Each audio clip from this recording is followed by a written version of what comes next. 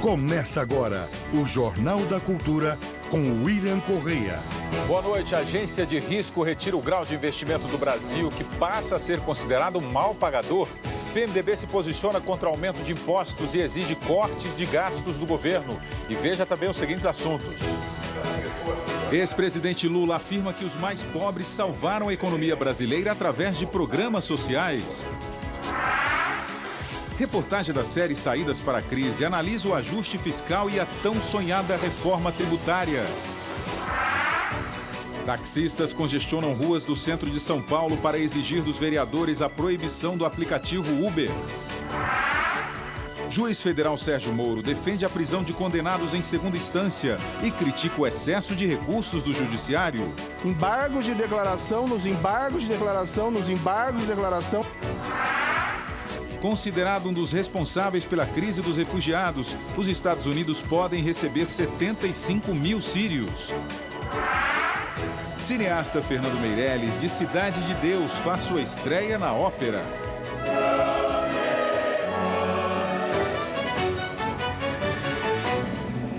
E na bancada estão o historiador Marco Antônio Villa e o economista e professor da PUC de São Paulo, Antônio Correia de Lacerda. Participe com perguntas aos nossos convidados através do WhatsApp. O número está aí na sua tela, não se esqueça de se identificar. E também pelo Twitter e Facebook do Jornal da Cultura. Diante do aperto do orçamento, o governo anunciou que pode cortar verbas de programas sociais. A proposta desagradou o ex-presidente Lula, que chamou os pobres de salvadores da economia.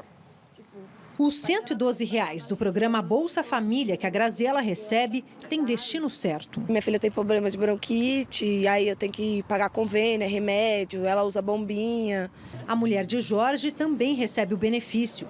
E a notícia que o governo federal pode reduzir a verba de programas sociais assustou o padeiro. Desempregado há 7 meses, ele decidiu vender lanches na rua. Você vai no mercado, todo dia é um preço, né? As coisas subindo e muita gente desempregada, aí se preocupa sim.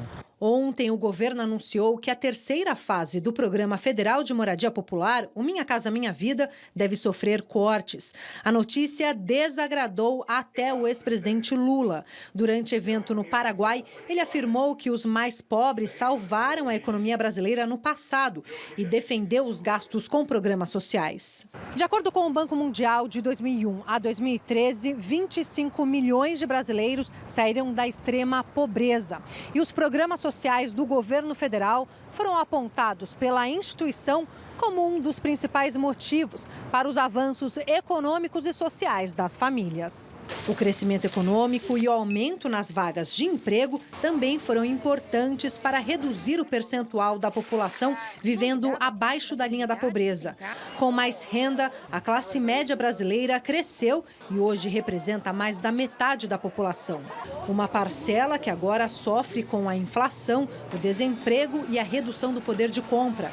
Segundo o Instituto Data Popular, no último ano, 9 em cada 10 brasileiros da classe média mudaram hábitos para diminuir os gastos e 63% foram atrás de bicos para aumentar a renda. Para este cientista político, cortar investimentos nas áreas sociais pode piorar ainda mais essa situação. É a última etapa de um processo de ajuste da economia que não devia acontecer. O Estado brasileiro é muito grande, muito inchado e ainda tem muito para economizar no plano estatal.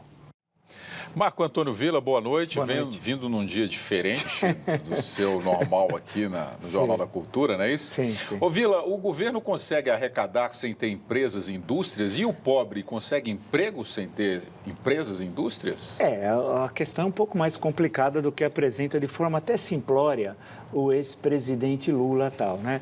Inclusive, ele faz uma leitura do seu próprio governo, que é só dele. Ele diz, nessa entrevista dada no Paraguai, depois ele foi à Argentina, de que o programa Fome Zero foi uma das primeiras prioridades dele. É mentira, o presidente e ex-presidente mente. Fome Zero foi um fracasso com o Frei Beto. O que deu certo foi quando a senhora Benedita da Silva foi tirada do ministério, que transformou em Ministério do Desenvolvimento Social, e o Patrus Ananias, que é um bom administrador, tinha sido prefeito do BH, criou, na verdade, ali ali o Bolsa Família e tal. Agora, é um problema que foi destacado na reportagem, bem destacado, que são cerca de 14 milhões de famílias que recebem o benefício, milhões de famílias, se cada família tem cerca de 4 a 5 pessoas, nós estamos falando de um universo fabuloso aí de quase 70 milhões de pessoas, tá? O Brasil tem 204 milhões de habitantes, portanto, um número considerável, mais de 1/3 da população. A questão agora é como fazer em relação a isso, quer dizer, o orçamento tem um déficit para esse ano, como é sabido, de 30 bilhões, que se transformou na semana seguinte em um superávit, que segundo o ministro da Fazenda, uma confusão no governo, né? Imagina um orçamento, algo que demora para se preparar, você não faz da noite para o dia. Era 30 bi déficit, depois na semana seguinte diz que teria superávit, você precisa cortar, porque a questão é que a receita caiu, nós vemos uma grave crise econômica agora, William, para ver a tua questão. Tudo isso é produto do desgoverno econômico, né? Infelizmente, esse é o reflexo perverso, que é o que atinge os programas sociais, como Minha Casa Minha Vida, como Bolsa Família e outros, né? Infelizmente, recai sobre a população mais pobre. E última questão, esse dado que metade da população brasileira faz parte da classe média é uma ficção. Os dados no Brasil geralmente são todos ficcionais. Você imagina, nós temos 204 milhões de habitantes, portanto, nós temos 102 milhões de brasileiros que estão na classe média. Isso não é verdade. Depende do que você considera classe média. Quem ganha 2 salários mínimos está na classe média, isso é piada, né? Vamos lá, Antônio Correia de Lacerda, boa noite. Boa noite. Estes programas sociais conseguem mesmo manter uma economia sempre aquecida, como o ex-presidente Lula disse? Não, eles fazem parte, né, de um processo em que você pode contrabalançar os efeitos negativos. Então, se você pegar o governo Lula, por exemplo, 2003 a 2010, além dos programas sociais, a elevação do crédito, o aumento dos investimentos públicos, né, você teve um crescimento econômico. Então, o Brasil, até puxado, né, por um bom momento da economia mundial e o crescimento da demanda da China, né, com os preços dos produtos exportados pelo Brasil crescendo, as commodities, conseguiu crescer 4% ao ano. Então, isso gera aquilo que a gente chama de um ciclo virtuoso na economia. A economia gera mais salário, mais emprego e isso motiva os investimentos, a atividade segue caminhando. O que aconteceu foi que este ano, no início desse ajuste fiscal que se fez, a meu ver, houve uma opção equivocada de combinação de políticas econômicas. Então, o problema brasileiro não é o Bolsa Família, que ele custa 25 bilhões de reais ao ano. O problema é o tamanho da conta de juros que nós pagamos sobre a dívida pública, de 550 bilhões de reais, que vai chegar esse ano 9% do PIB. Né? Então, nós precisamos recriar as condições para a estabilidade da economia e reduzir o que nós gastamos com o pagamento de juros, que é esse que está fora de qualquer parâmetro internacional. O Marcos Ude aqui pelo Facebook, alguém avisa o Lula que fazer o povo de marionete, fazendo consumir o que pode e o que não pode, é o que levará de volta para a pobreza. Diogo Mobo pelo Twitter, foi a Dilma ou o Aécio que ganhou as eleições? Redução de programas sociais? E o André Luiz Ferraz, quem sustenta esse país é quem trabalha e é espoliado pelo governo e não quem recebe o Bolsa Família. Na verdade, Vila, as pessoas estão indignadas com essa sempre fala do governo de aumento de impostos, claro, né? Claro. Que tem incomodado muita gente, incomodado o setor industrial, de comércio. E o Brasil incentivou há pouco tempo, né, o governo Lula e o primeiro governo da Dilma, a questão do consumo. Sim, né? sim. Fizemos errado isso? Eu acho que são duas coisas, né, William? Um é cortar as despesas do governo. Outra, melhorar os gastos, a forma como gasta o dinheiro. O governo gasta muito mal, né? A corrupção ajuda e como a gastar mal, né? E nós temos exemplos que não faltam. Aqui no Jornal da Cultura, durante tanto tempo, foi mostrado isso. Portanto, o que está acontecendo agora não é uma surpresa. Essa é uma crise anunciada desde o primeiro governo Dilma, né? E vai se aprofundando a crise entre 2012, 2013 e 2014. O crescimento é 0,1, né? Teremos recessão esse ano, provavelmente recessão ano que vem. Esse ano é o pior resultado dos últimos 25 anos, né? O pior resultado foi em 1990, menos 4,3 nesses últimos 25 anos, e teremos, tudo indica, recessão em 2016. Então, a questão que se coloca de um lado é a questão da qualidade, você cortar as despesas do governo e precisa dar exemplos. O governo não consegue dar esses exemplos. Cadê os 10 ministérios que quer cortar? Quais são? Onde? Como? Né? Que pode não significar muito em termos numéricos, mas significa em termos de exemplo. E, por outro lado, melhorar o gasto do governo. Agora, a questão que é muito complicada, que foi destacada também já, o Bolsa Família, evidentemente, ele tem de existir. Acho que ninguém, em sã consciência, hoje diz que o Bolsa Família não deve existir. Agora, não há programa social no mundo dessa magnitude, com cerca de 14 milhões de famílias que recebem o benefício, que você consiga controlar efetivamente, né? Ou seja, se eles estão cumprindo aquilo que o programa exige, as contrapartidas. Basta você, o nosso telespectador, se quiser entrar no MDS, no Ministério do Desenvolvimento Social, e você entra e você vai pegando prefeituras, cidade por cidade, número de pessoas, compara com o IBGE, com a população, e os dados são estarrecedores. Na maior parte das cidades, em todas as cidades, melhor dizendo, quem faz o cadastro é a prefeitura.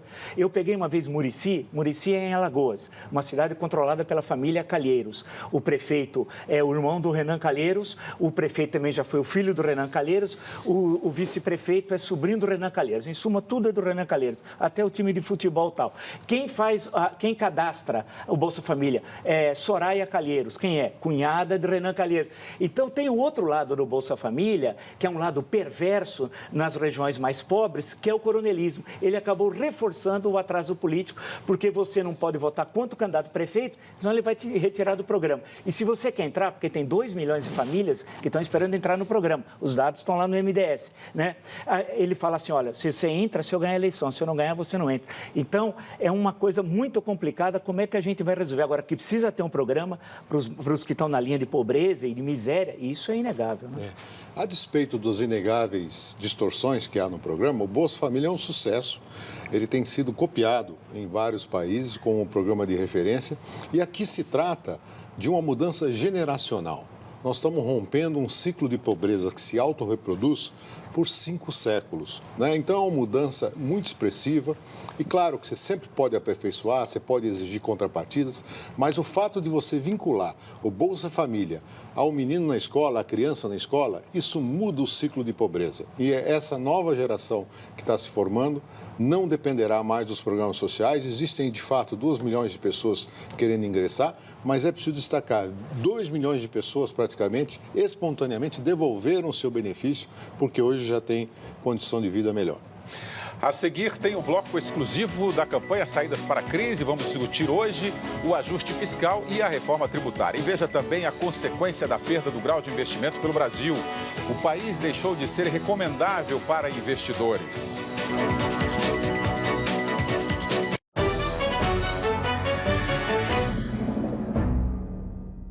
A crise econômica fechou 200... Os números da economia assustam, trabalhadores... O país já não vive mais a plena fase do emprego. É do bolso do cidadão que a crise mais se manifesta. O Brasil atravessa um momento preocupante, mas as crises costumam transformar desafios em oportunidades. Por isso, a TV Cultura convoca você para um amplo debate, Saídas para a Crise. Nas próximas semanas, o jornalismo da cultura abre espaço para troca de ideias. Acompanhe o JC Primeira Edição, o JC Debate e o Jornal da Cultura. Participe das enquetes e dê suas sugestões. E em setembro, seminário Saídas para a Crise na sede da OAB em São Paulo. Inscrições pelo telefone 3291-8191. Saídas para a Crise. Representação popular em prol de uma agenda positiva para o Brasil. O que é isso? Roteiro? Não, não precisa de roteiro, não. Eu sei tudo desse banco, tudo. Esse é meu banco. Eu sou cliente do Bradesco Prime há mais de 10 anos. Com o Bradesco Prime, eu resolvo tudo por aqui, ó, pelo meu celular. Pelo Internet Banking também. Às vezes eu vou lá na minha agência para bater um papo com a minha gerente. Ela tem ótimas dicas, a gente toma um cafezinho junto. Aí fica fácil fazer propaganda do Prime, né? É praticamente um reality show. Bradesco Prime. Viver é Prime.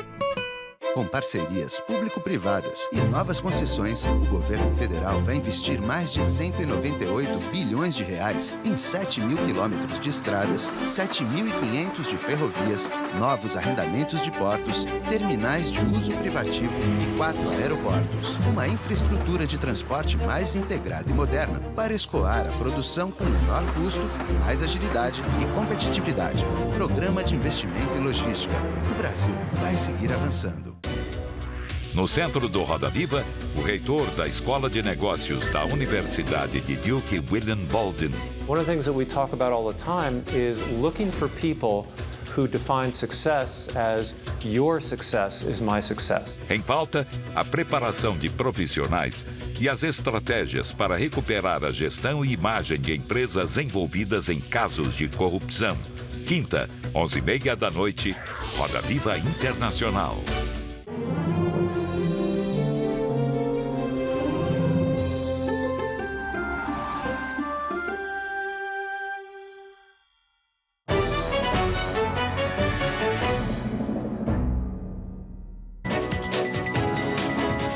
Uma espuma escura transbordou do rio Tietê e invadiu as ruas de Salto, no interior de São Paulo.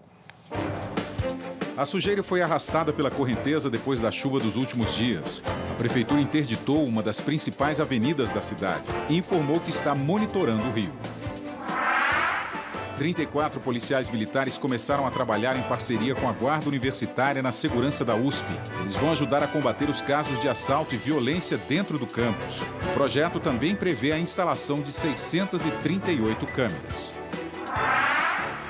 Taxistas saíram em carreata de vários pontos de São Paulo até a Câmara Municipal. Eles queriam pressionar os vereadores a aprovar o projeto que proíbe o aplicativo de caronas pagas Uber. O projeto foi aprovado em segunda votação e agora depende apenas da sanção do prefeito Fernando Haddad.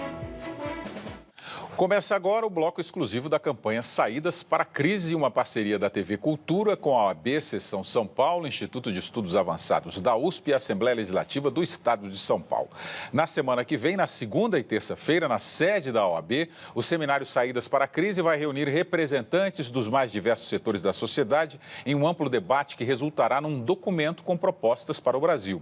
E você pode fazer a sua inscrição para o seminário pelo telefone 11 3291 8191 e também pode participar agora desse nosso debate pela hashtag Saídas para a Crise. Você que está no Twitter, hashtag Saídas para a Crise. Aqui nós também vamos ler mensagens pelo Facebook e WhatsApp.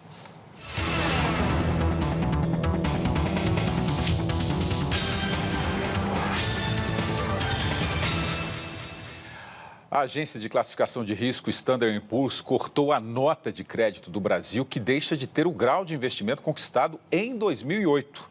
Sem esse selo de bom pagador, aumentam os desafios do país para encontrar saídas para a crise.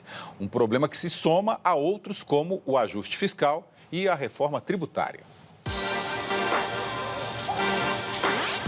Nos momentos de crise, cada um faz o seu ajuste.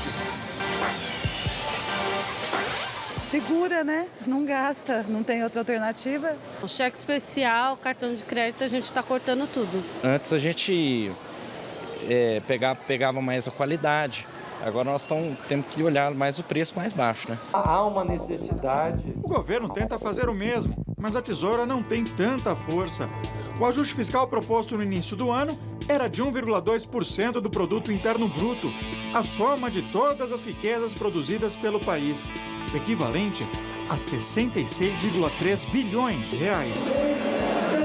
Mas nem todas as medidas propostas passaram pelo Congresso Nacional, onde a crise econômica se torna política. Foi assim que os salários dos servidores públicos foi reajustado acima da inflação, o fundo de garantia passou a ser corrigido pela poupança e o fator previdenciário, que segurava o valor das aposentadorias, foi extinto. O tamanho do ajuste ficou menor, 0,15% do PIB. O problema é que a arrecadação também caiu. O país registrou no primeiro semestre um déficit de 1,5 bilhão de reais.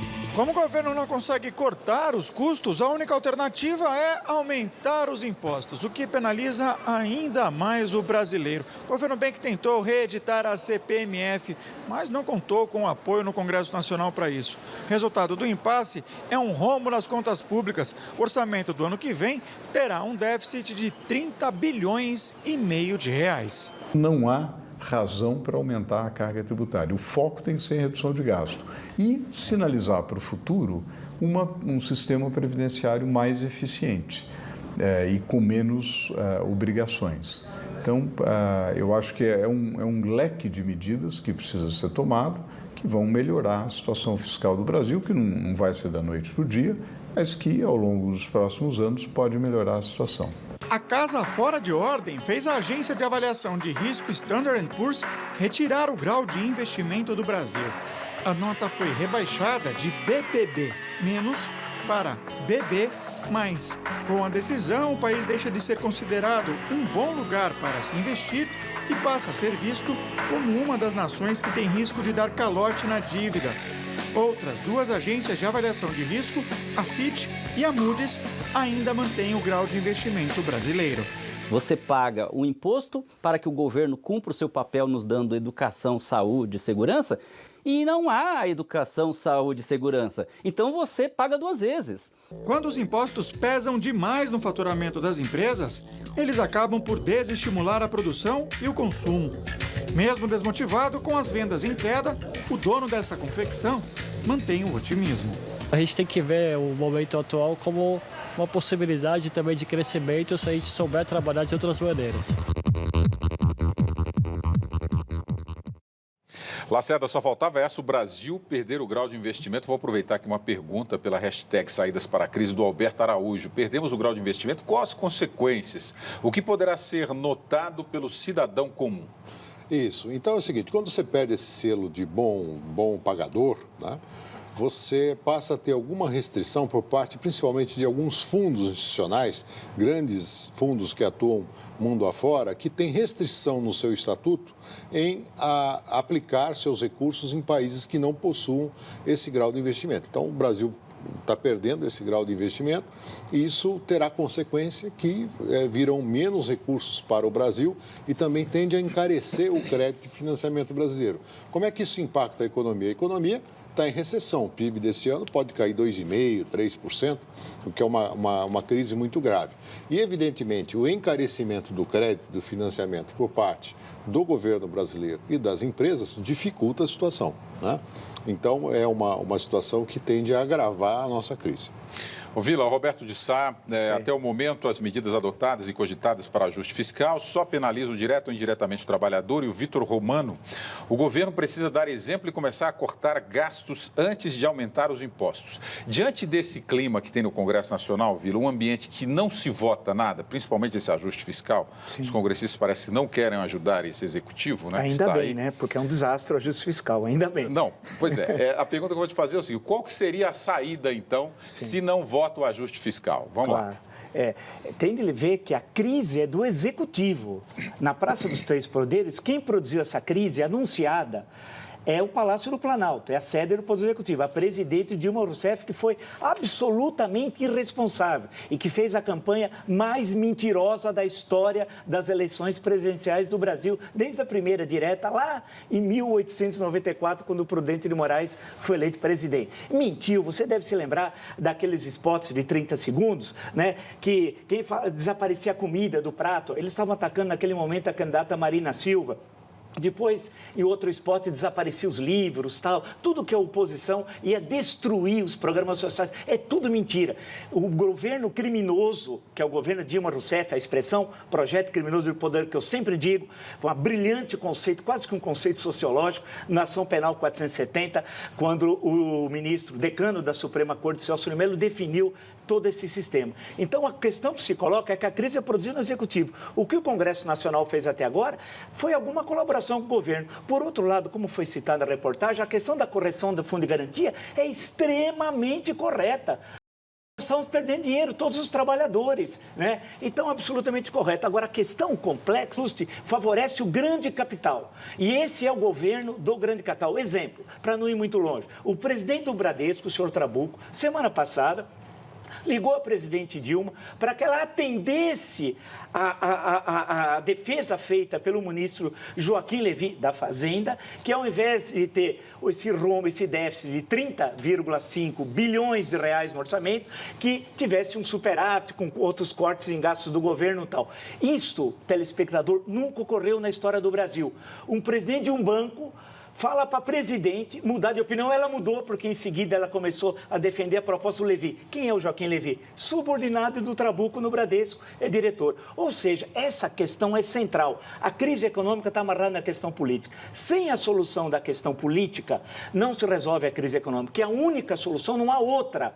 é a retirada do poder pela Constituição, pela lei, do projeto criminoso do poder. Porque eu sempre digo, disse várias vezes, quem não gosta de lei e de Constituição fez o mensalão. Quem não gosta de lei e Constituição fez o petrolão, que é o maior desvio de recursos públicos da história da humanidade. Portanto, os criminosos têm um local. Palácio do Planalto. Criminosos, eu estou usando a expressão do dicionário, aqueles que cometem crime. Diversos crimes, não é no sentido vulgar, só de alguém que matou alguém, no sentido legal. Né? Ou seja, isso que tem de ser colocado. A crise econômica está amarrada na crise política. Sem solucionar a política, não se resolve a questão econômica tal, que está atrelada uma a outra. E só se resolve de uma forma. Esse governo não tem mais condições políticas de negociar, inclusive, com o Congresso.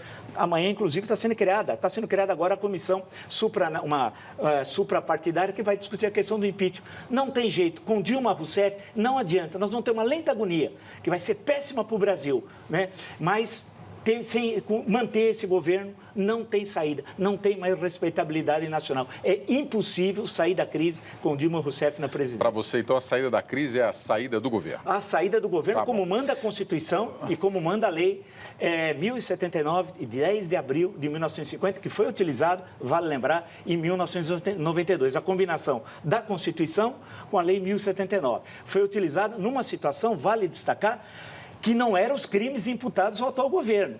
Só havia um fator que atingiu o presidente. A compra, através de uma Fiat Elba, no valor de 11 mil dólares. 11 mil dólares não são os bilhões roubados da Petrobras. Lacerda, qual que é o ponto de equilíbrio do ajuste fiscal não comprometer o crescimento do país? Existe esse ponto de equilíbrio? Existe. Por exemplo, se você faz um ajuste fiscal cortando gastos, reduzindo investimento público e, ao mesmo tempo, eleva a taxa de juros, como nós elevamos, né, como o Banco Central do Brasil elevou, realmente isso não vai dar certo. Porque a elevação da taxa de juros derruba o nível de atividade, com isso cai a arrecadação e você não consegue o equilíbrio das contas públicas. Do outro lado, o juro mais elevado aumenta o encargo sobre o pagamento de juros da dívida pública, né?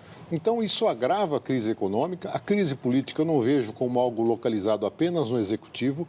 Basta lembrarmos o papel do Legislativo na chamada pauta-bomba, né? Agora que há alguns meses, e a posição irresponsável de alguns grandes partidos de oposição que queriam ver o circo pegar fogo, né? Isso gerou reações dentro da própria oposição. O próprio Armínio Fraga, né, que era apontado como um futuro ministro de oposição, deu uma entrevista importante no Valor, praticamente desqualificando esse tipo de postura, né? Porque isso, evidentemente, vai contra o país. Outros poderes, como o Judiciário, por exemplo, não dá bola para a crise e eleva os seus próprios salários, os seus próprios vencimentos. Então, você tem uma crise que extrapola o problema da Presidente da República, né?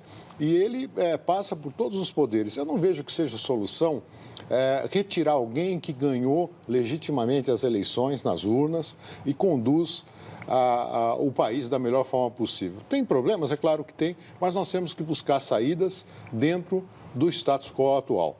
2018 tem uma nova eleição, vamos fazer pelo regime democrático escolher um novo governante, mas vamos dar condições de governabilidade com quem ganhou as eleições e precisa conduzir o país. Vamos convidar aqui para esse debate o economista e ex-ministro da Fazenda, Maílson da Nóbrega. Ele está ao lado da repórter Luísa Moraes. Boa noite aos dois. Luísa. Boa noite, William. Boa noite a todos que acompanham esse debate. E eu vou começar aqui perguntando, porque eu percebi que o ministro não concorda com algumas colocações que foram feitas aí na bancada. Eu queria saber a sua opinião. Há quem diga que, de fato, o ajuste pode frear o crescimento, ou a retomada do crescimento. Também é fato que ele sozinho não resolve o problema da crise. Mas há quem diga que ruim com ele, pior sem ele. O que o senhor acha? Bom, primeiro eu concordo inteiramente com a sua afirmação, né? Se faz ajuste fiscal não é para ficar bonito perante uma determinada audiência, mas porque ele é necessário, não é? Uma família aperta o cinto porque não consegue mais financiar suas despesas. E é sempre bom lembrar que o Brasil está em recessão não é por causa do ajuste fiscal. Ele, a rigor, nem começou ainda para valer. O Brasil, segundo a datação de ciclos econômicos da Fundação Getúlio Vargas, está em recessão desde o segundo trimestre do ano passado. Se não fizermos o ajuste fiscal, e não vamos fazer na dimensão necessária, nós corremos um risco muito mais grave, que é de entrar numa situação que os economistas denominam de dominância fiscal.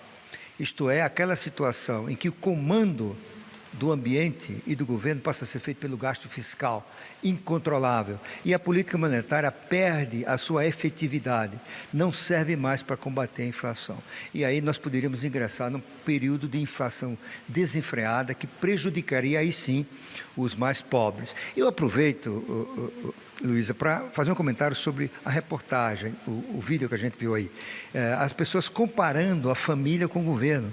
Essa comparação não é possível.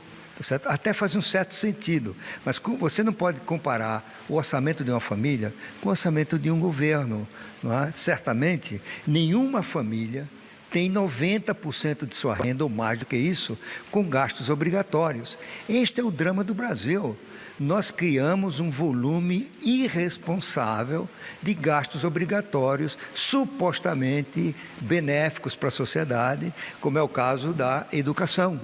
O Brasil comete um erro crasso de finanças públicas ao vincular receita tributária à educação. E a experiência mostra que os resultados não são tão bons quanto se esperava. A gente está vendo os pobres financiando a educação gratuita dos ricos nas universidades públicas. Isso não é justo, tá certo? Então, o que a gente tem que ter é a percepção de que o Brasil está numa crise grave. A perda do grau de investimento é consequência do desajuste fiscal, é consequência dos erros do governo, mas justiça se faça não é só deste governo. Esse processo vem desde 1988, quando a Constituinte decidiu, de forma fiscalmente irresponsável, atribuir gastos sem considerar as suas consequências. Então você tem hoje 4 grupos de despesa, que são a educação, a saúde, a previdência e os gastos de pessoal, que respondem por mais de 90% dos gastos primários. O governo não tem margem, é por isso que o investimento está diminuindo. O Brasil investia 5% do PIB no setor público, em infraestrutura, vai investir menos de 2% este ano. As estradas se deterioram, os aeroportos não funcionam bem, não é?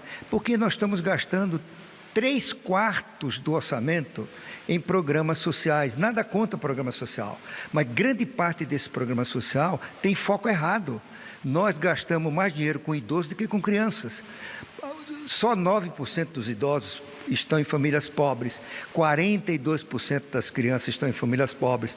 Portanto, a prioridade tem que ser a educação da criança pobre e não a aposentadoria do idoso, por mais justa que seja, que não tenha contribuído, entendeu? Então, esse tipo de discussão tem que ser feita no Brasil, ou seja, tem que ser feito no Brasil.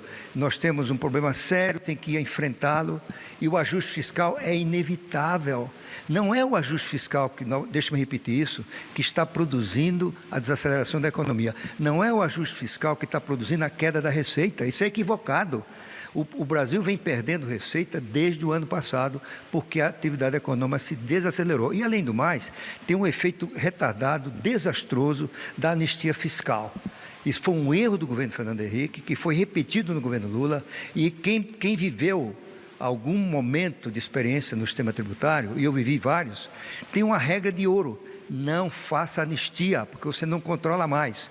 O que acontece hoje? Qual é o estímulo que o empresário que está com dificuldade pagar o imposto? A reação natural dele de defesa é não pagar, porque ele se financia no Tesouro mais barato que nos bancos. E ele sabe que daqui a pouco a multa vai ser perdoada por um refis, não é? Então, é uma conjugação de fatores que não podem ser resumidas de forma simplista como sendo do ajuste fiscal ou do aumento da taxa de juros. O aumento da taxa de juros do Banco Central não é para contentar banqueiro. O aumento da taxa de juros do Banco Central é para evitar que os ajustes corretivos de preço dos desastrosos controles de preço da presidente Dilma contagia a inflação de 2016, evitar que o aumento do custo da energia numa empresa seja transmitido aos preços e restabeleça a infernal espiral de indexação que levou o Brasil ao desastre da hiperinflação. Bom, eu agradeço por enquanto a sua participação. Na verdade, a gente tem o país como um grande doente, né? Parece que agora, com esse rebaixamento das agências, da maior agência de classificação de risco, a gente entrou na unidade semi-intensiva. E o remédio vai ser amargo, não tem jeito, né, William? Acreditamos que sim, pelo menos é o que ouvimos aqui dos especialistas. A presidente Dilma Rousseff admite que a meta fiscal só será cumprida com o aumento de impostos e redução de gastos do governo. Ela deve enviar para o Congresso nas próximas semanas propostas para aumentar a receita e cortar as despesas obrigatórias. Por outro lado, o PMDB se afasta do discurso do governo e se posiciona contra novos tributos. Convênio médico, escolas dos filhos e IPVA. Nelson desembolsa até para ter segurança privada. Morador da cidade de São Paulo, ele acha que paga muito imposto para pouco retorno dos serviços públicos. É injusto, porque nós temos uma carga tributária que é das maiores do mundo e com um dos menores retornos. O brasileiro pagou até agora, este ano, mais de 1 trilhão e 340 bilhões de reais em impostos. Hoje o país tem 63 tributos, entre cobranças federais, estaduais e municipais. Alguns são bem conhecidos, como Imposto sobre a Propriedade Predial e Territorial Urbana, o chamado IPTU, e o Imposto sobre Operações Financeiras, o IOF. Outros nem tanto. É o caso do Fundo de Universalização dos Serviços de Telecomunicações, o FUST, e o Fundo para o Desenvolvimento Tecnológico das Telecomunicações, o Funtel, cobrados na conta telefônica. Muito imposto. Muito. Um exagero. Para aumentar as receitas, o ministro da Fazenda, Joaquim Levy, sinaliza que pode aumentar o imposto de renda para quem ganha mais. A presidente Dilma Rousseff não descarta a volta da CPMF, mais conhecida como Imposto do Cheque. A CID, o Imposto da Gasolina, e o IPI, Imposto sobre Produtos Industrializados, e o IOF também estão na mira do governo. A meta com o aumento das alíquotas é arrecadar 18 bilhões de reais. O PMDB quer se manter longe do discurso de aumento de impostos. Após um jantar na casa do vice-presidente Michel Temer, lideranças do partido alinharam a estratégia de defender o enxugamento da máquina pública para diminuir o rombo nas contas do governo. O partido entende que o dever de casa que deve ser feito é cortar despesa, extinguir ministérios, cortar cargos em comissão e só depois pensar em ampliar o espaço fiscal. Eu acho que é uma estratégia de desgaste do governo. Eu acho que eles estão se autodestruindo, porque você está fazendo Maquiavel ao contrário. Você está fazendo mal aos poucos, o que é pior, sem concretizá-lo. Você ameaça o mal. À tarde, o ministro do Planejamento, Nelson Barbosa, se reuniu com Renan Calheiros. Segundo o ministro, o reequilíbrio das contas públicas também envolve o controle de gastos do governo, que só vai aumentar impostos se for realmente necessário. Ministro, essa questão de imposto, né? Tudo que é imposto é impopular e as pessoas não gostam de ouvir muito isso, né? E parece que o governo não tem ambiente no Congresso Nacional para nem votar o ajuste fiscal. Qual que seria a saída nesse momento? Eu não sei se é possível explicarmos isso de forma objetiva, para o país retomar o crescimento, você tendo esse ambiente político tão desgastado com a presidente Dilma Rousseff no poder. Olha, recuperar o investimento é muito difícil, porque a administração desastrosa dos últimos tempos, no segundo mandato do Lula e no primeiro da Dilma, essa administração contratou um longo ciclo de estagnação no Brasil. Nós não vamos voltar a crescer 3%, 4% antes de 2019, 2020. Essa é uma triste realidade. O que nós estamos discutindo é se tem meios de evitar a piora. Porque a ausência de um ajuste fiscal que deteriore as expectativas, aumentem a perda de confiança, isso vai produzir um quadro econômico e político muito mais grave. Eu sou contra qualquer aumento de imposto, como qualquer brasileiro, particularmente dessa desgraça que é a CPMF. Mas nós estamos diante de uma realidade. O governo bateu no limite do corte de gastos. Tem muita gente que pensa que você corta gasto acabando o ministério. Eu acho que é bom acabar o ministério porque reduz o desperdício, reduz o número de guichês para corrupção, para o tráfico de influência, tem um valor simbólico inequívoco.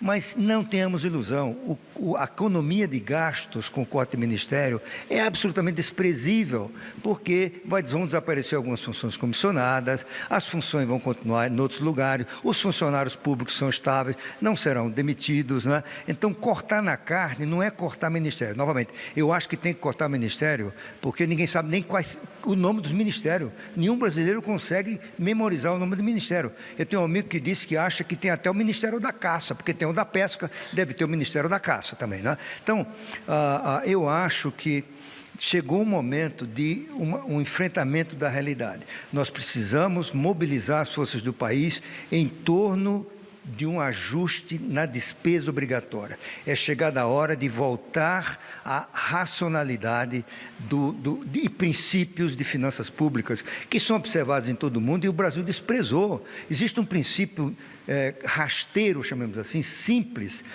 até simplório, de finanças públicas, né, que foi estabelecido há 100 anos, pelo menos. Você não vincula receita e despesa, porque isso é uma forma primitiva de estabelecer prioridades. Você não pode estabelecer hoje a prioridade para sempre, daqui a 30, 40 anos, porque a realidade pode ser outra. Você veja o seguinte, investir 10% do PIB em educação é uma estupidez, embora aparentemente é um negócio muito legal. Você tem município hoje que as crianças estão diminuindo e ele tem que gastar 25% da receita em educação. O que é que ele vai fazer? Se o prefeito não gastar, ele comete crime de responsabilidade. Então ele vai gastar em alguma coisa, isso é desperdício. Então, eu acho que seria o momento para sentar as lideranças do Congresso, do Poder Executivo, dos formadores de opinião, para dizer o seguinte, olha, existe um problema grave a ser enfrentado. Como é que a gente faz? Primeiro, para estabelecer um consenso em torno da necessidade de rever essas vinculações de recursos para a saúde, a educação, os benefícios que hoje são concedidos a funcionários públicos numa aposentadoria generosa. Essas coisas todas têm que ser revistas. E, ao mesmo tempo, estabelecer uma ponte entre o momento de hoje, que é grave, e aquele daqui a alguns anos em que a gente vai fazer essas reformas. Porque se nós fizermos intransigentes, uma coisa principista, eu sou contra imposto e pronto. Você tem que avaliar se neste momento não é melhor fazer algum aumento de tributos, mesmo que você seja, em princípio, contra. Não é? E eu acho que nesse momento teria que ser impostos do tipo CPMF, por mais desgraçada que seja essa contribuição, e estabelecer regras que ela é temporária. Eu pensei no seguinte, você aprova por 2 anos e estabelece que ela só pode ser prorrogada por um plebiscito. Não é mais o Poder Executivo e o Poder Legislativo que pode prorrogar isso. E nesses 2 anos, você estabelece um conjunto de condições e vontades e é necessária a coordenação política para enfrentar a questão da rigidez do gasto público. É impossível pensar que o Brasil possa se desenvolver, gerar bem-estar para a sua população, tendo que gastar obrigatoriamente 95% da receita. E o que a gente tem feito nesses últimos anos? Nós fazemos os ajustes cortando cafezinho, cortando investimento e aumentando imposto. Isso tem que acabar. Agora, neste momento, ser contra o imposto por princípio, pura e simplesmente, porque eu quero agradar a opinião pública, eu acho que é um equívoco. Muito obrigada pela sua participação no Jornal da Cultura. William, eu devolvo para vocês no estúdio. Acho que a palavra agora, nesse momento, é responsabilidade. Como uma grande casa, o país precisa de pais responsáveis. Acho que é o momento de um pacto, colocar as diferenças políticas de lado, porque a gente está todo mundo no mesmo barco e ele vai acabar afundando se alguém não assumir o controle dos remos, se a gente não colocar para fora aquele sobrepeso. Acho que é por aí. Muito obrigado, Luísa. Obrigado, ministro, pelos seus posicionamentos, que engrandece aqui o nosso debate. Lacerda, eu acho que o ministro fez uma observação em relação ao ajuste fiscal que você tinha... Isso. Na verdade é o seguinte, eu acho que ninguém falou aqui que o ajuste fiscal é a causa da recessão. O que foi falado é que a combinação de corte de investimentos, né, por parte do governo, que é o lado mais fácil de você adiar, né? Então, diante da incapacidade de cortar gastos, você retrai investimento. Aliás, não é desse governo. Dos últimos 20, 30 anos, isso tem sido uma prática recorrente. E, junto com isso, elevar juros. E a desculpa de elevar juros é que é o efeito da inflação. Olha, eu acompanho isso detalhadamente em vários países. Ou o mundo todo está errado e só o Brasil está certo, ou o contrário, que é muito mais provável. Ou seja, só o Brasil está elevando taxa de juros e pratica a maior taxa de juros do mundo em termos básicos. Não estou falando nem o juro ao consumidor, o juro das empresas. Então, na verdade, isso é uma grande anomalia, isso causa uma drenagem de recursos de todos nós, cidadãos que pagamos impostos, para o sistema financeiro. E os rentistas, quem são os rentistas? Aqueles que vivem das aplicações financeiras, os grandes aplicadores principalmente, e isso gera uma grande distorção, agravando a nossa crise. Eu não vejo que a Constituição tenha sido o grande problema do Brasil. O problema é o seguinte, que nós não fizemos, ao longo dos últimos 20, 30 anos, a necessária reforma fiscal e tributária. Então, é preciso restabelecer as condições. Nós temos uma carga tributária complexa, ineficiente e injusta. E, a meu ver, CPMF, qualquer penduricalho que nós, a essa altura, criarmos, só vai agravar a distorção desse sistema tributário. Então, nós precisamos enfrentar o problema real, que é a ausência dessa profunda reforma fiscal e tributária, e tirar o peso dos impostos sobre o consumo. No Brasil, 51% da receita vem do consumo, contra 32% na OCDE, que são o grupo dos países mais desenvolvidos. E tributar o quê? Tributar mais o patrimônio, as grandes rendas, para gerar as receitas que são necessárias para combater a desigualdade. Somos um país extremamente desigual. Vila. Vendo a posição do PMDB, comentar a posição dos presidentes da Câmara e do Senado, Eduardo Cunha e Renan Calheiros, não passa nenhum desses impostos que o governo vai propor. O governo acabou. Politicamente, esse governo não existe. Ele está lutando pela sua sobrevivência. O governo já acabou. Um governo que tem um índice de popularidade abaixo de 1 dígito, que é dessa senhora Dilma Rousseff. Um governo que fez o Muro da Vergonha no dia 7 de setembro, em Brasília, que é uma vergonha. Era o Muro de Berlim nosso, construído para impedir manifestações populares. Esse governo não passa nada. E se criar um imposto sem passar pelo Congresso, o Congresso derruba por decreto legislativo. Então, a questão política, o nó, está ali, tem de ser resolvido. Só não saiu. O Congresso não tomou, a Câmara, porque é bom lembrar que a Câmara é que aceita a admissibilidade de um processo de impeachment e é o Senado que é o tribunal, tal qual dispõe a Constituição, que funciona como tribunal sob a presidência do presidente do Supremo Tribunal Federal. É assim que funciona, está em 2 artigos da Constituição. E a lei 1079 de abril. Portanto, tudo isso é constitucional. O Collor foi eleito com 35 milhões de votos e sofreu um processo de impeachment. Ele não foi empechado, ele renunciou. A gente fala vulgarmente impeachment, não houve impeachment, houve renúncia do presidente na sessão de 29 de dezembro de 1992. Esse governo terminou, só não tiraram a Dilma do Palácio de uma forma mais simples, porque não chegou a um acordo entre a elite política e empresarial de Brasília. Essa que é a grande questão.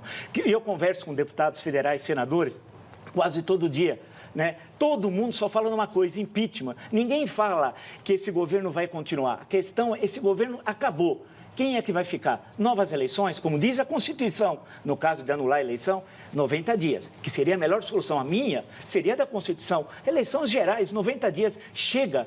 O poder de quem é? É do povo. Todo o poder não emana do povo, está na Constituição, volte a ele. Ou a saída que todo mundo quer não é essa, Brasília. O que Brasília quer, esse poder político empresarial, é a posse de Michel Temer, um governo de união nacional e eleições, cumprir o mandato até 2018. É isso que se fala, tal. É uma saída tal qual de 1992. Mas volto a dizer, Michel Temer não é Itamar Franco. Aí é que é um problema. Mas essa é a grande composição que está sendo feita. Inclusive, em Brasília, está sendo criada essa comissão para o impeachment. E esse é o caminho. Esse governo não existe mais. É uma ficção. O Enio Torres Granel aqui, o Renan prega o corte de gastos, mas não abre mão de dispor de 3 carros, cada um custando 150 mil. Na verdade, eles aumentaram, Parece que a frota é hoje, é o Senado. A frota. Mas não só lá, viu? O Tribunal de Justiça aqui de São Paulo, é que a gente gosta sempre de bater no Renan. Vamos falar do Naline, que veio várias vezes aqui. O Tribunal de Justiça, entrei hoje no site, sabe quantos tem veículos? 1.279. Tribunal de Justiça de São Paulo, 1.279. O senhor Naline, que recebeu 96 mil reais o mês passado, não tinha dinheiro para pagar as despesas judiciais de um processo dele. Ele entrou como pobre, não pagou nada. Então, é bom bater. O Renan é cachorro morto. Vamos falar dos que estão circulando aqui por São Paulo. Ô Vila, uma curiosidade aqui. Então o governo, quando ele não vai, o ambiente econômico não está bom, tem que tirar o governo do poder, é isso? Não. Porque o Collor saiu por causa de corrupção. Não, é a coisa mais complicada. Eu estou te fazendo essa pergunta porque o que parece para o telespectador é que a presidente Dilma já provaram que ela é corrupta e ela tem que sair do poder. Não é a coisa mais complicada. Não é esse o caso, né? O governo caiu mal na economia, tem que tirar do poder, é isso? Não, se fosse assim, no parlamentarismo, sim, né? No parlamentarismo teria ou um voto de censura, depende, os parlamentarismos funcionam de país muito diferente. Não, a questão que se coloca não é a questão que envolve diretamente ela pessoalmente ter usufruído, é crime de responsabilidade de ação presidencial. Ela foi ministra de Minas e Energia, chefe da Casa Civil e presidente da República quando o Petrolão, por exemplo, ocorreu. Ela foi eleita, Ricardo Pessoa, e Curitiba é que vai derrubar Dilma. Não pensa que é o Congresso, é a Operação Lava Jato. Ricardo Pessoa, presidente da UTC Constran, uma empreiteira, deu a Edinho Silva para a campanha em 2014, por chantagem, 10 milhões de reais. E já confirmou para o juiz Sérgio Moro e tal. Edinho Pessoa era chefe, era tesoureiro da campanha.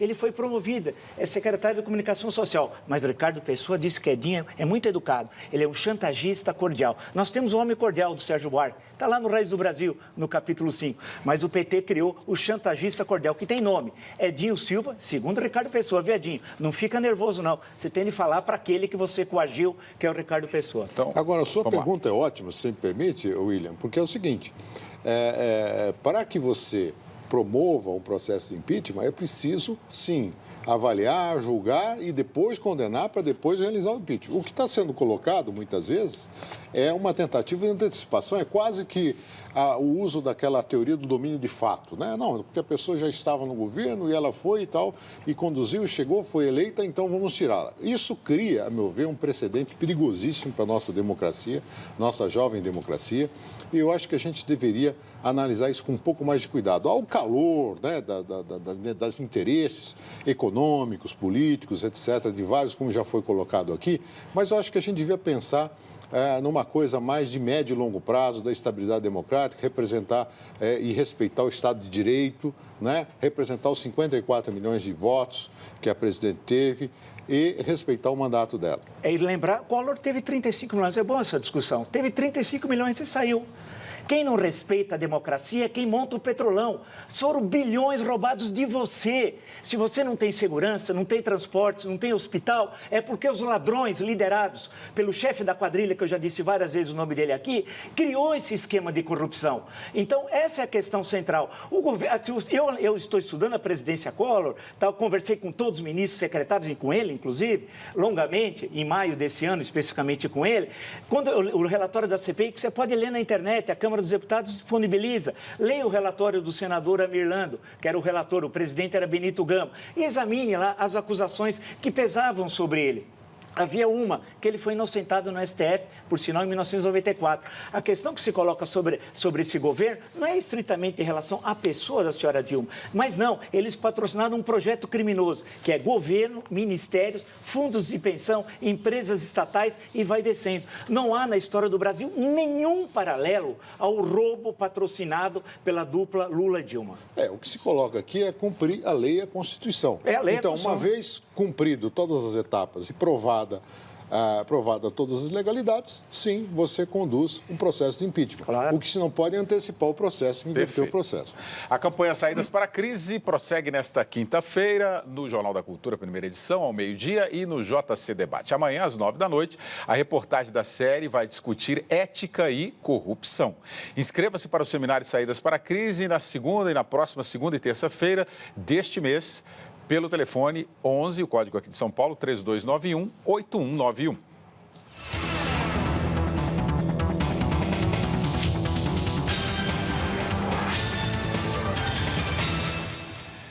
Em instantes, o juiz Sérgio Moro critica o excesso de recursos que atrasam a prisão de condenados.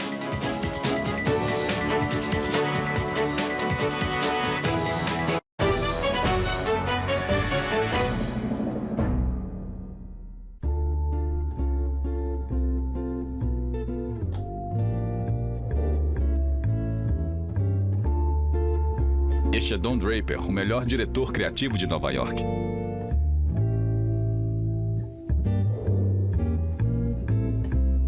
Tire o resto da tarde de folga. Podemos... Quando eu disse que você tinha tudo, estava errado. Oh, meu Deus.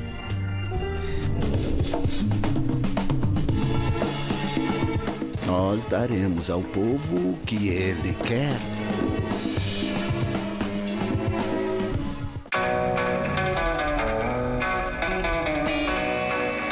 Mas esse Peugeot 2008 é bonito. Peugeot 2008. Um carro que desafia a beleza. Bem bonito. E agora, em vez de 3, ele vem com 6 anos de garantia, a maior do mercado. É a confiança que você espera da Peugeot. E aí, vai continuar achando só bonito? Peugeot. O jeito dela levando meu tento iluminura no breu. Hoje, 11h30 da noite, tem Cultura Livre aqui na TV Cultura com Cícero.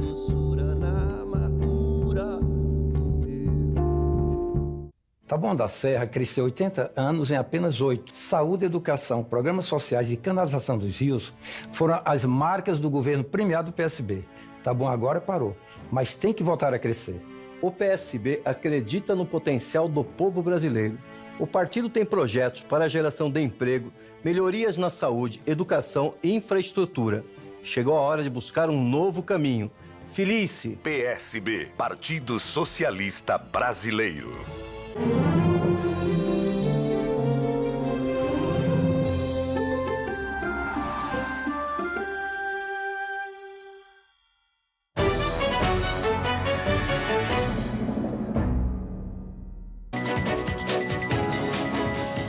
...267 anos, 8 meses e 15 dias. Essa é a soma das condenações da Operação Lava Jato, comandada em Curitiba pelo juiz federal Sérgio Moro. Hoje ele esteve na Comissão de Constituição e Justiça e Cidadania do Senado. Defendeu a prisão como regra após decisão em segunda instância e criticou o excesso de recursos na Justiça.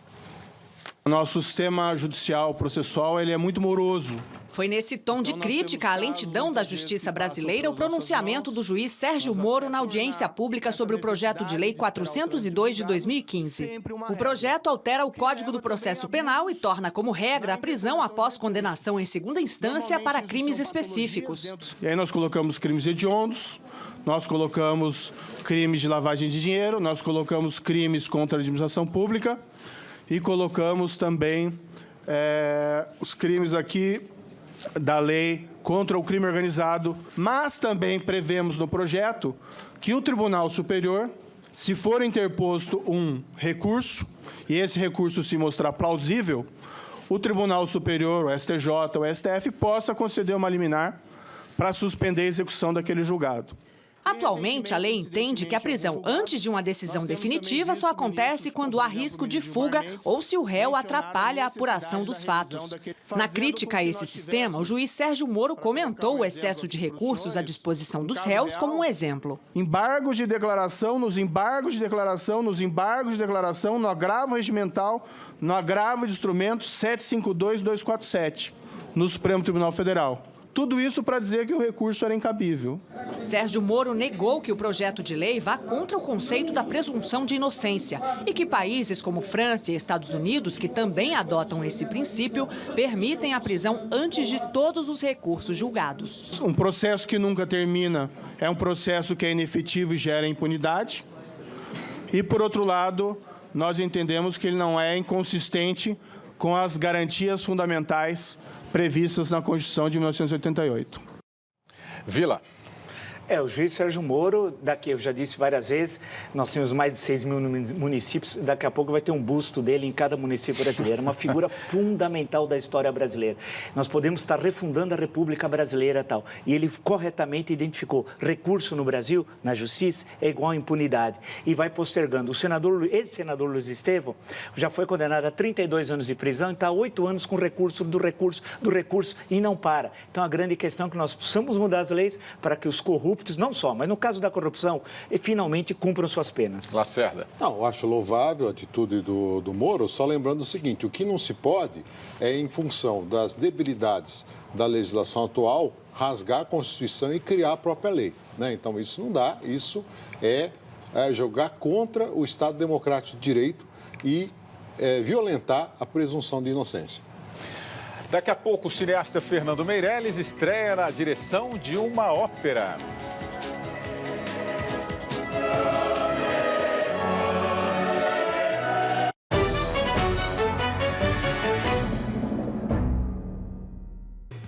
Hoje no Metrópolis, o punk rock das mercenárias em nosso estúdio. E tem também cinema. O documentário de Walter Salles sobre outro cineasta, o chinês Jia Zhangke. São mais de 20 milhões de clientes satisfeitos que usam as parabólicas da Century. Veja por quê. Sinal de TV grátis de verdade. E o sinal analógico continua. Mais de 30 canais analógicos ou mais de 50 canais digitais. E você está esperando o quê para ter a qualidade do melhor sinal de TV aberta para a sua casa? Century, o Brasil se liga aqui.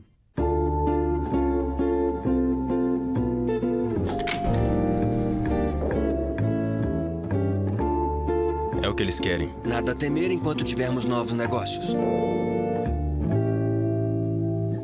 Não. Sim.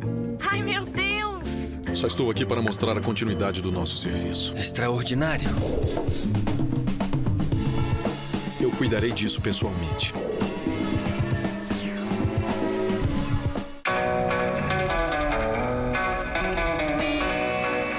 Mas esse Peugeot 2008 é bonito. Peugeot 2008. Um carro que desafia a beleza. Bem bonito.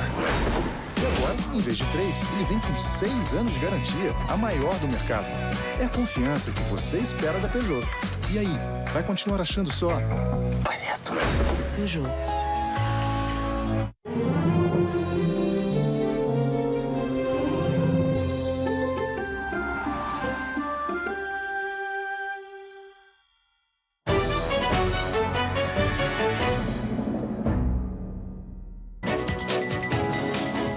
Pressionados pela comunidade internacional, os Estados Unidos falam em receber até 75 mil refugiados sírios. A medida foi anunciada pelo secretário americano John Kerry após reunião no Congresso. Em 4 anos, o país recebeu apenas 1.800 refugiados sírios. Os Estados Unidos são acusados pela Europa como um dos responsáveis pela crise migratória. Foi a invasão no Iraque e a falta de um governo de união que fizeram o grupo Estado Islâmico surgir e se espalhar pela região. Em um ano, o ISIS dominou mais de 60 cidades no Iraque e ultrapassou a fronteira. Os extremistas aproveitaram a guerra civil na Síria para conquistar território. O confronto no país já dura mais de 4 anos. 11 milhões de sírios fugiram, 350 mil chegaram à Europa. Eles buscam refúgio em países ricos como Alemanha e Áustria, mas enfrentam resistência de algumas nações. Na França, os líderes se reuniram para discutir a distribuição de 160 mil imigrantes no continente europeu. O objetivo é ajudar a desafogar a Grécia, Itália e Hungria, que recebem diariamente cerca de 2 mil imigrantes. O presidente da Comissão Europeia, Jean-Claude Juncker, propôs também a criação de um mecanismo permanente para que o bloco possa enfrentar novos fluxos migratórios de maneira rápida e sem burocracia. O leste europeu é contra a proposta. A crise migratória é considerada a pior desde o fim da Segunda Guerra Mundial. Muito bem, Antônio Corrêa de Lacerda, muito obrigado pela sua participação no Jornal da Cultura. Marco Antônio Villa, muito obrigado. até a próxima segunda-feira, né? E a gente termina com imagens da mais nova obra do cineasta Fernando Meirelles. O consagrado diretor de filmes como Cidade de Deus estreou agora à noite à frente de uma ópera. Ele levou elementos do cinema e da TV para o espetáculo Os Pescadores de Pérolas, do francês Georges Bizet, em cartaz do palco do Teatro da Paz, em Belém. A gente termina com algumas imagens dessa apresentação. Não perca amanhã o Jornal da Cultura, primeira edição, ao meio-dia, e acompanhe o nosso site, cmais.com.br/jornalismo. Uma ótima noite para você. Até amanhã.